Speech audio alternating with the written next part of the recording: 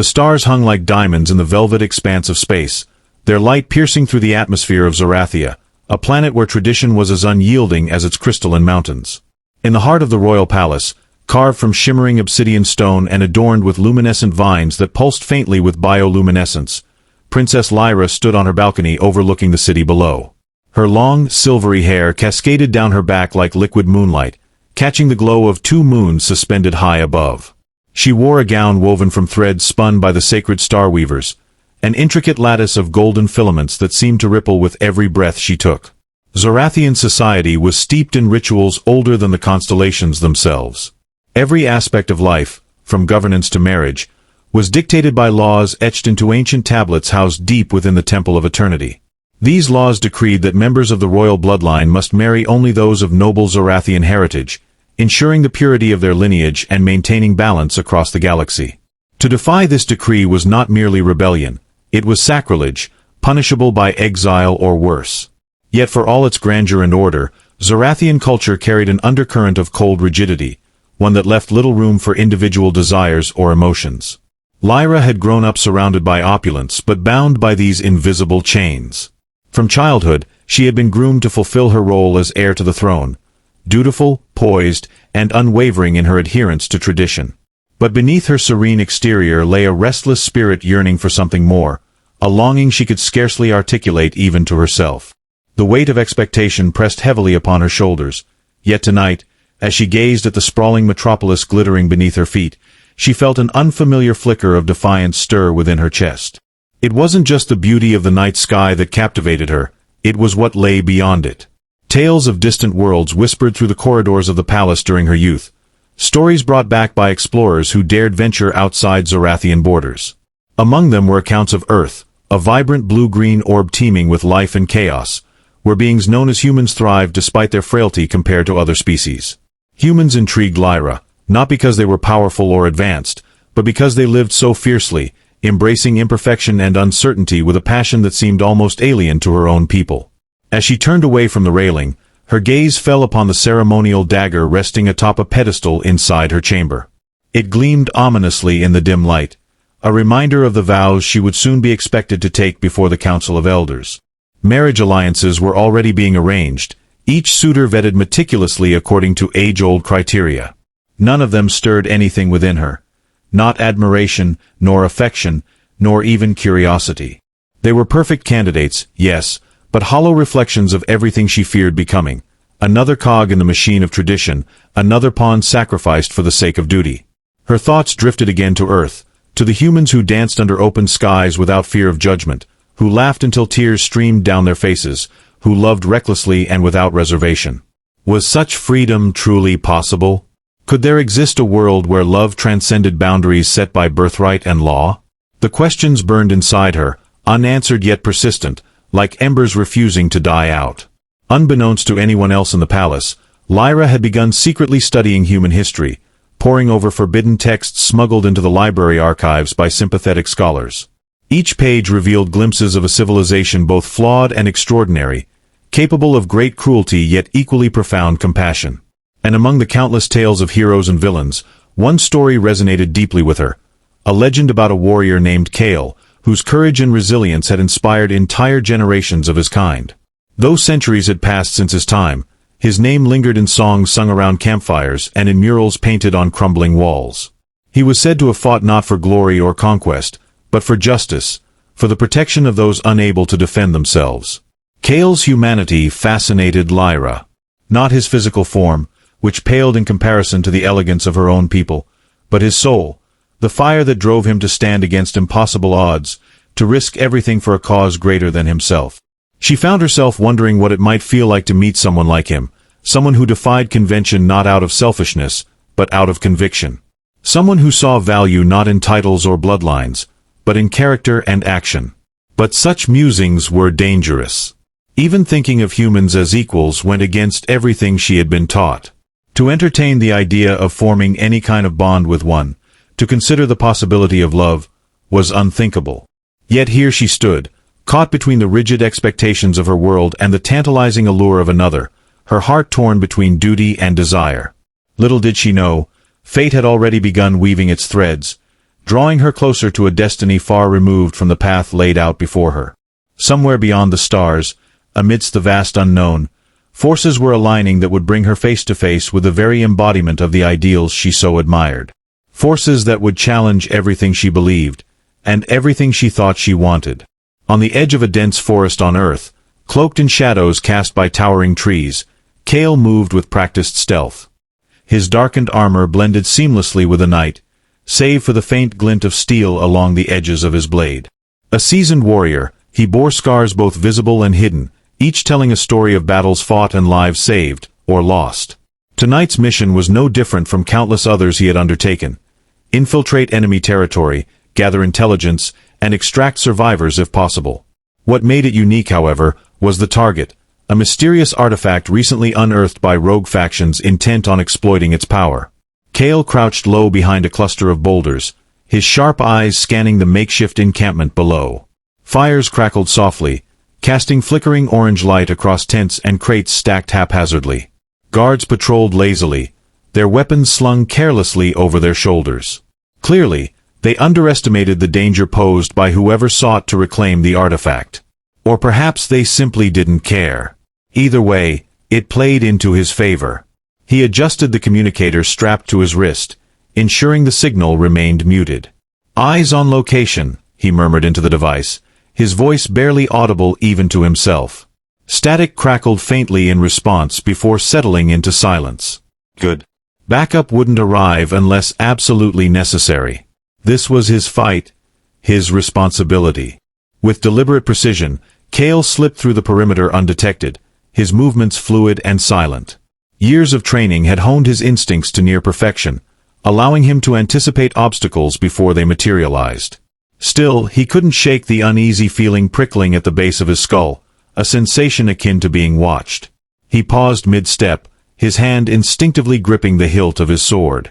The forest around him seemed unnaturally still, as though holding its breath. Something wasn't right.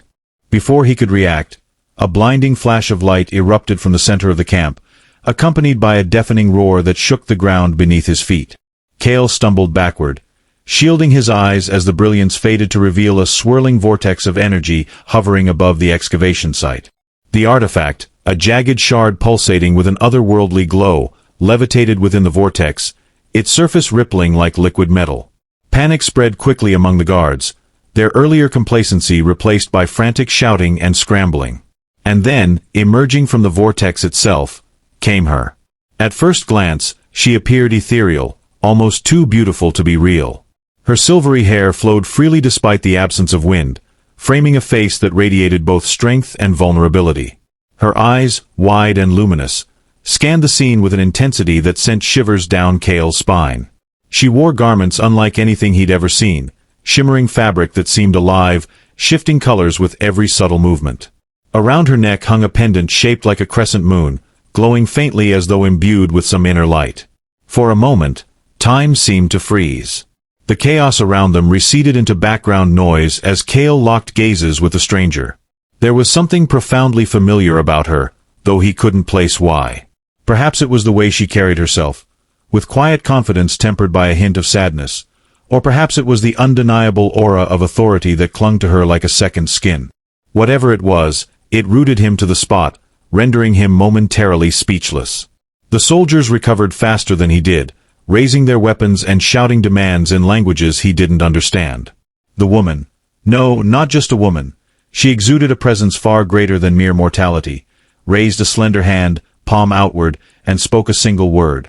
It sounded musical yet commanding, resonating deep within Kale's chest. Instantly, the armed men froze, their expressions slackening as though struck by some unseen force.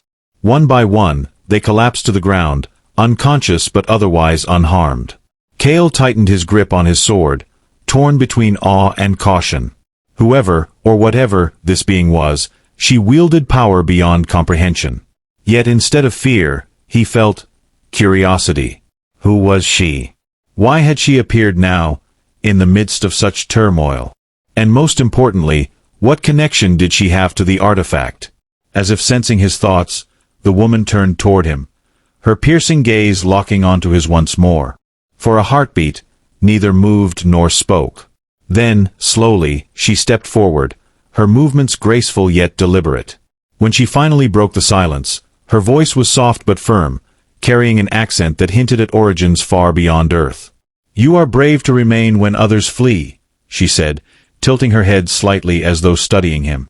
"Tell me, human warrior, what drives you to stand against such odds?" Kale hesitated, unsure how to respond. Part of him wanted to demand answers, to question her motives and intentions, but another part recognized the futility of such an approach. Instead, he chose honesty. "I fight for those who can't fight for themselves," he replied steadily, meeting her gaze without flinching. "That's always been my purpose."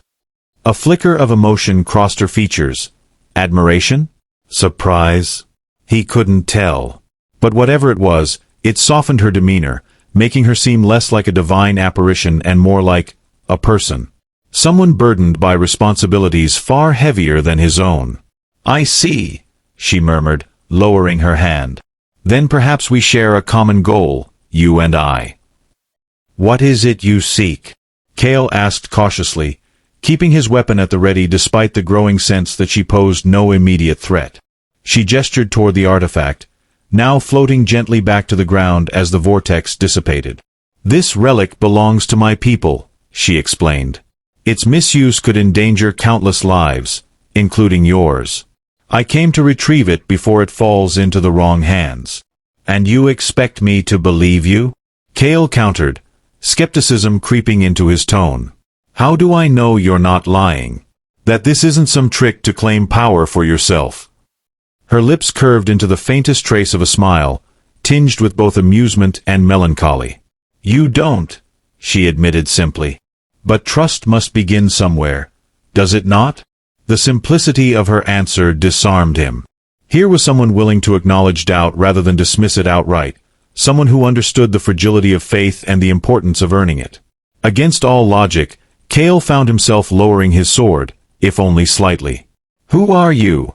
he asked finally, his voice softer now. Her expression shifted, becoming guarded yet resolute.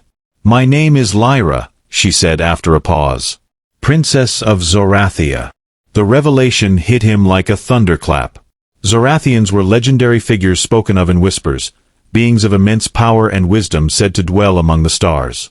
To encounter one, and not just any Zorathian, but royalty, was beyond belief. Yet here she stood, flesh and blood, vulnerable in ways he hadn't anticipated.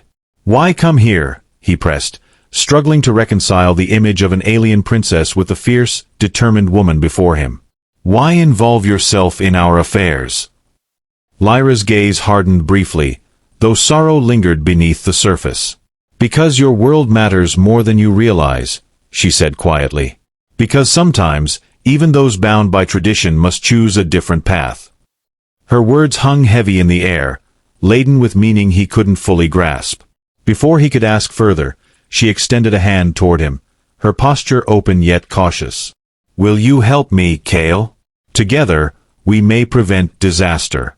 "Alone," she trailed off, leaving the implication unsaid. Kale stared at her outstretched hand, weighing the risks and rewards of accepting her offer.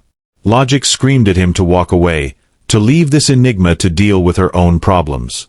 But something deeper, a gut instinct he'd learned to trust over the years, urged him to stay. To step into the unknown alongside her. Slowly, deliberately, he sheathed his sword and reached out, clasping her hand in his. Her skin was cool to the touch, smooth yet strong, like polished marble infused with warmth. As their fingers intertwined, a spark of energy surged between them, brief but potent enough to make them both startle. "So be it," Lyra whispered, her voice steady despite the storm brewing in her eyes. "We'll face whatever comes next together." Neither knew it then, but that simple act of trust would set into motion events neither could foresee. Their paths, once separate and solitary, had converged in ways neither tradition nor fate could have predicted. And though neither dared to admit it aloud, the seed of something extraordinary had already taken root in the space between them. In the days that followed their initial encounter, Kale and Lyra became unlikely allies, navigating treacherous landscapes both literal and metaphorical. Their journey led them through dense jungles teeming with predatory creatures, across barren deserts scorched by relentless suns, and into shadowy underground networks where secrets whispered louder than voices. With each step, their bond deepened, forged not only by shared peril but also by moments of quiet understanding. During one particularly grueling trek through a labyrinthine cave system, exhaustion weighed heavily on Kale. The air was thick with dampness, and the faint drip of water echoed ominously in the darkness. Lyra, seemingly unfazed by the oppressive environment, walked ahead with a lantern in hand, illuminating jagged walls covered in ancient carvings. Sensing his fatigue, she paused and turned back, her luminous eyes reflecting concern. "You're weary," she observed gently, offering him a sip from her canteen. "Rest if you need to." Kale accepted the drink gratefully, leaning against a rocky outcrop as he caught his breath. "I'm fine," he insisted, though his voice betrayed his weariness. "Just not used to traveling without proper gear." Lyra smiled faintly, sitting beside him. "Your resilience impresses me," she admitted. "Many would have faltered under these conditions. And many of your kind wouldn't think twice about leaving mine behind," Kale retorted, half-jokingly. Despite their growing camaraderie, old prejudices lingered, whispering doubts in the corners of his mind. Her smile faded, replaced by a look of contemplation. "Perhaps," she conceded.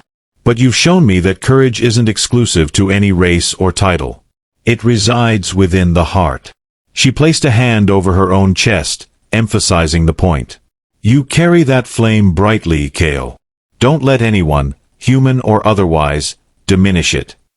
Her words struck a chord within him, stirring emotions he hadn't allowed himself to feel in years.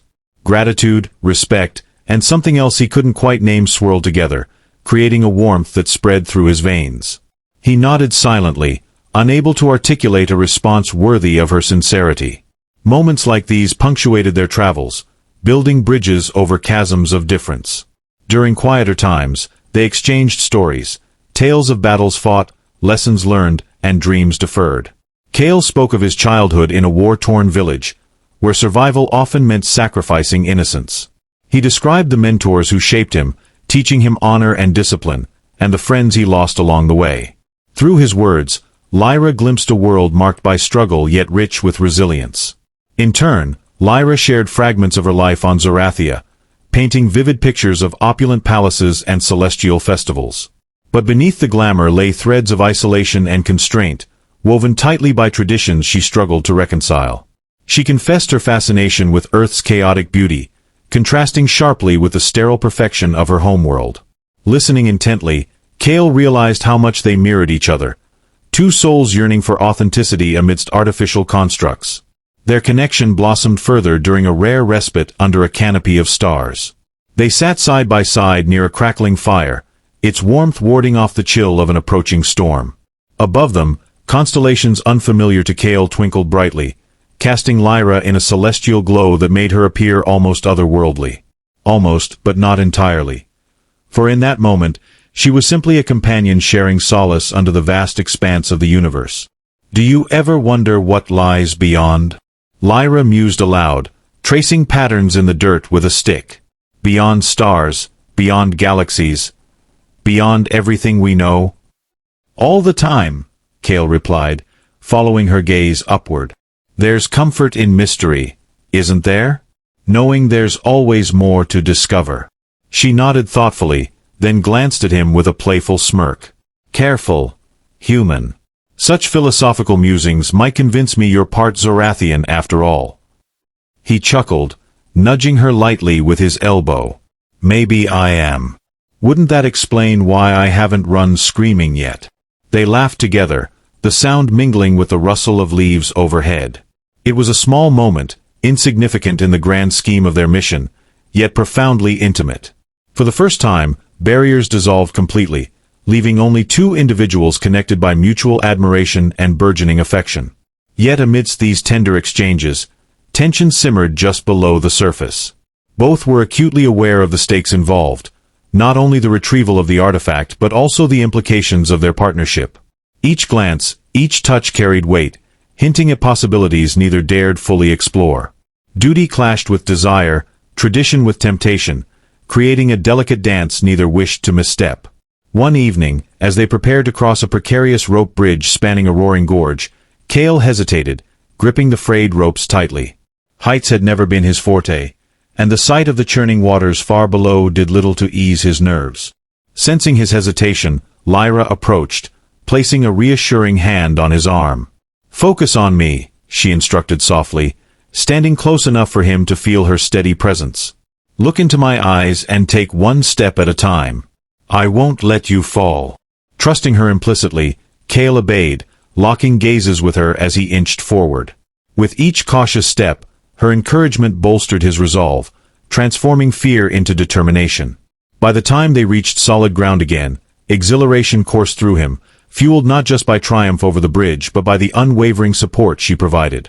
"That wasn't so bad, was it?" Lyra teased, brushing imaginary dust from her sleeves. "Not with you leading the way," Cale replied earnestly, gratitude shining in his eyes. "Thank you." She waved off his thanks with a dismissive gesture, though a blush crept onto her cheeks. "Anyone would have done the same." "No," he countered firmly. "Not everyone. You're different, Lyra. Special." The compliment hung suspended between them, charged with unspoken significance. Lyra looked away briefly, composing herself before turning back with a composed smile. "We should keep moving," she suggested, avoiding further discussion. "The sooner we secure the artifact, the better." Agreeing silently, they continued onward, though the memory of that fleeting exchange lingered, coloring subsequent interactions with heightened awareness. Every shared glance, every accidental brush of fingers sparked electric currents, reminding them constantly of the line they tread carefully along. As their quest progressed, external threats multiplied, testing their resolve and unity. Ambushes by rival factions seeking the artifact grew increasingly frequent, forcing them to rely on each other's strengths more than ever. Cale's tactical prowess complemented Lyra's innate abilities, resulting in victories snatched from the jaws of defeat. Yet with each victory came reminders of the cost: friends lost, promises broken, futures altered irrevocably. Through it all, their bond remained steadfast, anchored by mutual respect and burgeoning love. Neither voiced the sentiment aloud, fearing acknowledgement might shatter the fragile equilibrium they maintained. Instead, they communicated through actions, gestures, and stolen moments of vulnerability. In doing so, they created a sanctuary amidst chaos, a haven where truth flourished despite surrounding deception. Unbeknownst to them, however, forces beyond their control conspired to test the limits of their devotion. Back on Zarathia, news of Lyra's disappearance reached the Council of Elders, sparking outrage and panic among the ruling elite. Whispers of betrayal circulated, fueled by speculation about her motives and whereabouts. Some accused her of abandoning her duties, while others suspected darker influences at play. Regardless of theory, consensus emerged swiftly: Lyra must be found and brought home, by any means necessary. Dispatched covertly, a contingent of elite Zorathian enforcers embarked on a mission to track down the missing princess. Armed with advanced technology and ruthless efficiency, they scoured nearby systems, following leads that eventually pointed toward Earth. Unknown to Cale and Lyra, danger loomed closer with each passing day, threatening to unravel the fragile tapestry they wove together. Meanwhile, tensions escalated within human circles as well. Rumors of alien involvement spread rapidly, igniting paranoia and hostility among factions already fractured by conflict. Some viewed Cale's alliance with Lyra as treasonous, accusing him of compromising humanity's interests for personal gain. Others saw potential opportunity, envisioning partnerships that could tip scales in their favor. Caught between opposing agendas, Cale faced mounting pressure to justify his choices, even as loyalty to Lyra solidified irrevocably.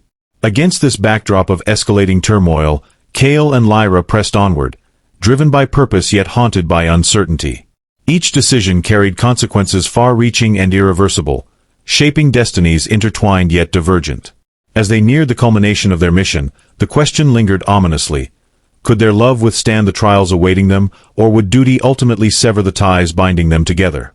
The final stretch of their journey brought Cale and Lyra to the precipice of revelation, where truths long buried threatened to reshape everything they believed. Hidden within an ancient temple nestled atop a remote mountain range, the artifact awaited them, its presence humming with latent energy. As they approached the entrance, flanked by towering statues of forgotten deities, an eerie stillness enveloped the air, as though the earth itself held its breath. Inside, the corridor stretched endlessly, illuminated by shafts of sunlight filtering through cracks in the ceiling. Along the walls, murals depicted scenes of cosmic battles and celestial unions, hinting at stories older than recorded history. Lyra paused frequently, running her fingers over the carvings, her expression unreadable yet deeply introspective. Cale watched her closely, noting the subtle tremor in her hands, a sign of unease he hadn't seen before. "This place," she murmured, her voice echoing softly against the stone. "It feels familiar." Cale frowned, stepping closer. "You've been here before?"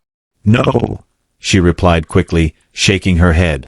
"But it's as if my ancestors' memories are etched into these walls, like echoes of their voices calling out to me." Her admission unsettled him, though he masked his concern with a reassuring smile. "If anyone can decipher them, it's you." She offered a weak nod, continuing forward with renewed determination. Yet the deeper they ventured, the heavier the atmosphere became, pressing down on them like a tangible weight. Shadows danced erratically along the floor, cast by flickering torches mounted sporadically along the passage. The scent of damp earth mingled with something metallic, sharp, and unsettling. Finally, they reached the chamber housing the artifact. It rested atop a pedestal carved from black crystal, pulsating rhythmically with a light that shifted hues, from deep crimson to icy blue, then gold before repeating the cycle. The air around it shimmered, distorting reality itself. Instinctively, Cale drew his sword, positioning himself protectively in front of Lyra. "We're not alone," he whispered, scanning the room for signs of movement. Lyra nodded grimly, her focus fixed on the artifact. "I can feel them too. My people, they've followed us." Before either could react, the temperature plummeted, frost forming on the walls as a group of figures materialized from the shadows. Clad in sleek, silver armor adorned with sigils of the Zorathian royal guard, they exuded authority and menace. At their helm stood Commander Vale, a stoic figure whose reputation for ruthlessness preceded him. His gaze locked onto Lyra, equal parts accusation and sorrow. "Princess," he intoned, his voice reverberating through the chamber. "You have defied the will of the council. Return with us now, and perhaps mercy may yet be granted." Lyra straightened, her posture regal despite the circumstances. "I will not abandon this mission, Vale. The artifact cannot fall into reckless hands. It endangers all life, not just ours." Vale's jaw tightened, his patience visibly fraying. "Your defiance dishonors your lineage. Do you truly believe this human understands the gravity of what you protect? Or is he merely a distraction clouding your judgment?" Cale stepped forward, interjecting before Lyra could respond. "I understand enough to know that letting you take her back puts everyone at risk. If she believes staying here is the right choice, then I stand with her." The commander's eyes narrowed, assessing Cale with disdain. "Brave words for a mortal. Tell me, warrior, do you think your feeble existence holds any value compared to the legacy of an empire?" "It's not about legacy," Cale shot back, his grip tightening on his sword. "It's about doing what's right, regardless of titles or power. Something your kind seems to have forgotten." Tension crackled between them, palpable and volatile. Behind Vale, the guard shifted restlessly, awaiting orders to strike. Lyra raised a hand, halting any potential confrontation. "Enough," she commanded, her voice ringing with authority. "This is my decision, Vale. Not yours, not the council's. If you wish to stop me, you'll have to go through him, and me." For a moment, silence reigned, broken only by the rhythmic pulse of the artifact. Then, unexpectedly, Vale lowered his weapon slightly, his expression softening marginally.